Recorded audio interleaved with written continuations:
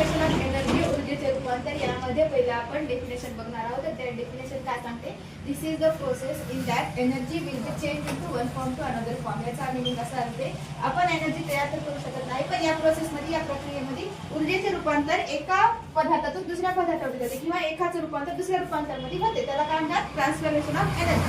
नंतर आहे energy not created, only convert one form to another form.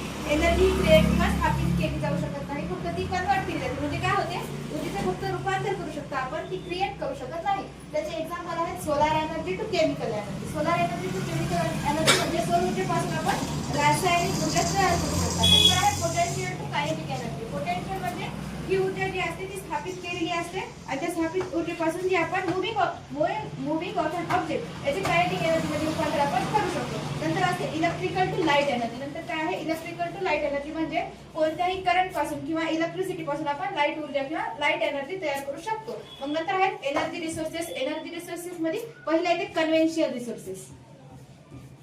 कन्व्हेन्शियल resources, नंतर आहे non conventional resources.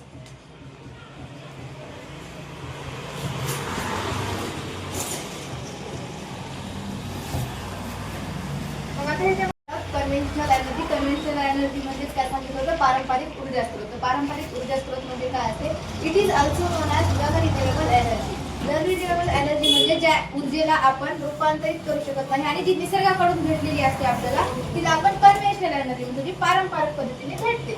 Which can be use in centuries. Which can be use in centuries म्हणजे हे वाक्य असं सांगते आपल्याला की खूप कमी काळापर्यंत किंवा जोपर्यंत सेंचुरीज असतात तोपर्यंत आपण या एनर्जीचा वापर करू शकतो. खूप जास्त वापर केल्यावर ही एनर्जी आपल्याला नंतर निर्मिती करता येत नाही.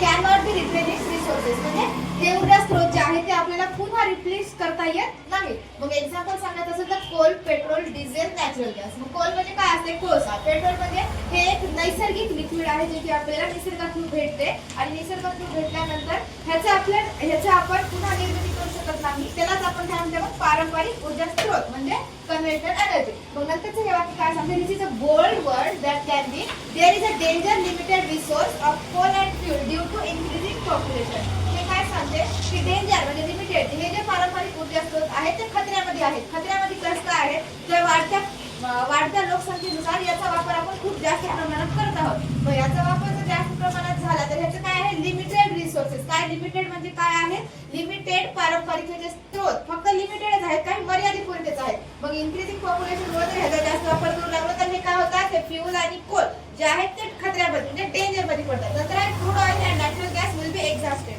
क्रूड ऑइल आणि नॅचरल गॅस. क्रूड ऑइल म्हणजे काय असते, जे काही आपले लिक्विड आहे पेट्रोल आणि डिझेल त्यासारखे ऑइल्स आणि लिक्विड्स. आणि नॅचरल गॅस म्हणजे जसं की उदाहरण द्यायचं असेल तर हे कार्बन, ऑक्सिजन जे आहे त्या नॅचरल गॅस पण एक्झॉस्टेड करू शकत नाही. आणि नंतर सांगते wood also can not be replace easily. ज्यावेळेस आपण झाड तोड व्हायली आहे, लाकूड तोड व्हायली आहे, त्याच्यानुसार हे वाक्य पण खूप महत्वाचं आहे की wood also can not be replace easily. लाकूड सुद्धा आपण रिप्लेस करू शकत नाही.